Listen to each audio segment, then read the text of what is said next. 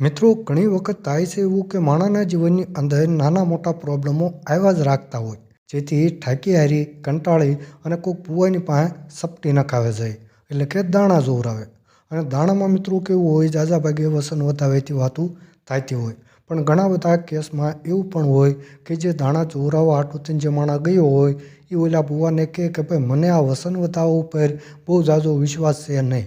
જો મારું કામ હકીકતમાં માતા કરવાની હોય તો મને મારા માગ્યા દાણા મળવા જોઈએ. આમ કહે અને ઓલો વ્યક્તિ જે રહ્યો એ કોઈ પણ દાણાની સંખ્યા કહેશે. જેમ કે મને 16 દાણા મળે તો હું માનું કે માતા મારું કામ 100% કરશે. અને ઓલા જે ભુવા રહ્યા તે દાણા નાખે અને પછી ગણે એટલે એ 16 દાણા હોય. ઘણા બધા કેસમાં જે માતા રહી તે ઓલા વ્યક્તિને એના માગ્યા દાણા આપતી હોય છે ભુવાની મદદથી.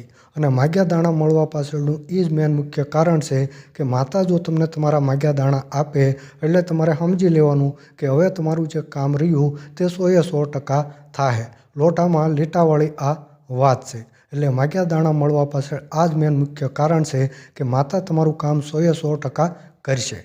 પણ મિત્રો ઘણા બધા કેસમાં એવું પણ થાય છે કે માગ્યા દાણા મળવા છતાં પણ માણસનું જે કામ રહ્યું તે કામ થતું ના હોય. તો આની પાછળ મિત્રો કયું કારણ હોય છે? તો ચાલો મિત્રો આજના આ વિડીયોની અંદર આપણે તેની પાછળના રહેલા કારણો વિશે જાણકારી મેળવીએ અને સાથે સાથે આપણે એ પણ જાણીએ કે ભુવા જે રહ્યા તે માગ્યા દાણા કઈ રીતે આપે છે. પહેલાં તો મિત્રો તમે એ સાંભળો કે માગ્યા દાણા મળવા છતાં પણ જો તમારું કામ ન થતું હોય તો તમારે સમજી લેવાનું કે એ જે માગ્યા દાણા તમને આપ્યા છે એ માતાએ નથી આપ્યા. આમાં ભુવાની તે કંઈક કરામત છે. હું કરામત છે એ આપણે હમણાં વિડીયોમાં આગળ જાણીશું. જો મિત્રો માતા તમને માગ્યા દાણા આપે એટલે તમારું કામ 100% થાય. લોટામાં લીટાવાળી મિત્રો આ વાત છે. જો તમને માતા માગ્યા દાણા આપે તો. પણ જો મિત્રો કોઈ ભુવાની કરામત હોય ને તમને માગ્યા દાણા મળ્યા હોય તો મિત્રો પછી તમારા કામની ગેરંટી નહીં. અટે-ગટે થવું હોય થઈ જાય અને નોય થાય. રેડી? માગ્યા દાણા મળવા છતાં પણ. કેમકે એ જે માગ્યા દાણા રહ્યા એ ભુવાએ કંઈક કરામત કરી અને તમને આપ્યા છે. હવે મિત્રો આ જે ભુવા રહ્યા એ માગ્યા દાણા કઈ રીતે આપે છે ચાલો એના વિશે પણ આપણે થોડીક જાણકારી મેળવીએ. તો જો મિત્રો અમુક ભુવાની પાસે અમુક કંઈક સાધનાની વસ્તુ હોય છે. અમુક ભુવાની પાસે સપટીયો વીર હોય છે.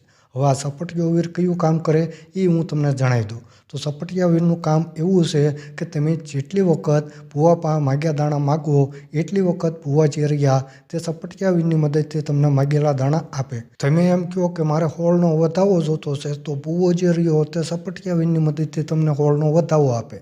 તમે એમ કહો કે ભાઈ મારે 17 દાણા જોતા તો ભુવો જે રહ્યો તે સપટીયા વીરની મદદથી તમને 17 દાણા આપે. તમે જેટલી વખત જેટલા માગ્યા દાણા માગો એટલી વખત એ ભુવો જે રહ્યો તે સપટીયા વીરની મદદથી તમારા માગેલા દાણા તમને આપે છે. પણ કામની અહીંયા પછી કાંઈ ગેરંટી રહેતી નથી. તમારું કામ થવું હોય તો થાય અથવા ન પણ થાય. અટે-ગટે થઈ પણ જાય. એટલે આમાં કંઈ ગેરંટી પછી હોતી નથી. કેમ કે એ જે માગ્યા દાણા રહ્યા એ માતાએ નહીં પણ ભુવાની પાસે જે સાધનાની વસ્તુ રહી એની મદદથી તમને આપવામાં આવેલા છે. અને એવું નહીં મિત્રો કે સપટીયા વીરની મદદથી ન તે માગ્યા દાણા ભુવા આપી શકે.